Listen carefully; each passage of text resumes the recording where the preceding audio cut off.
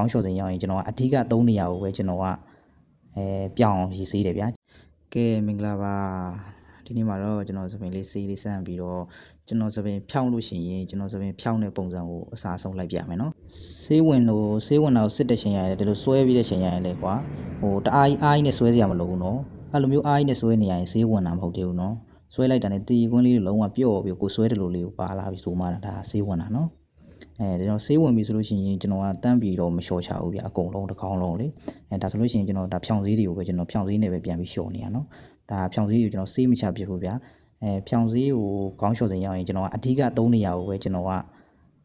ပြောင်းရေးစေးတယ်ဗျာကျန်တဲ့နေရာတွေကိုပြောင်းရေးမစေးဘူးအဲ့ဒီဖြောင်စည်းတွေအတိုင်းပဲအဲ့ဖြောင်စည်းနဲ့ပဲကျွန်တော်လျှော်တာပေါ့ခေါင်းကိုအရင်ဆုံးနှက်တာပေါ့နော်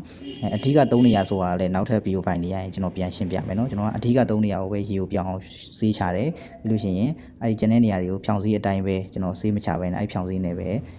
တခြားလေးပြန်ပြီးတော့ဒီလျှော်စင်မှာပဲပေါ့ခဏလောက်3-5မိနစ်လောက်ပေါ့အဲ့ဒါလေးပြန်နှက်တာပေါ့နော်အဲ့ဖြောင်စည်းနဲ့ပဲအဲ့လိုနှက်ပြီးဆိုတော့မှရေကိုပြောင်းနေအောင်စေးချတယ်ပြောင်းနေအောင်စေးချပြီးလို့ရှိရင်ကျွန်တော်ကအစီတွန်းပေးတာတစ်ခါတည်းပဲဖြောင်ကောင်းတိုင်းမှာကျွန်တော်ဒီလိုလေးအစီတွန်းပေးတာနော်အစီတွန်းတဲ့ချိန်ရရင်လေတခြားကြည့်လိုက်နော်အဲ့မှာတက်လွာချင်းလုံးဝတက်လွာချင်းအနုစိတ်ပြီးတော့အသေးစိတ်လိုက်ပြီးတော့ထည့်တာနော်ဟုတ်ကဲ့ဒါလေးကတော့ final result ပါနော်ဒီလိုအစားဆုံးလေးကတော့ဒါဖြောင်ကောင်းတစ်ကောင်ဖြောင်ပြီဆိုရင်ကျွန်တော်ဖြောင်တဲ့ပုံစံလေးပေါ့နော်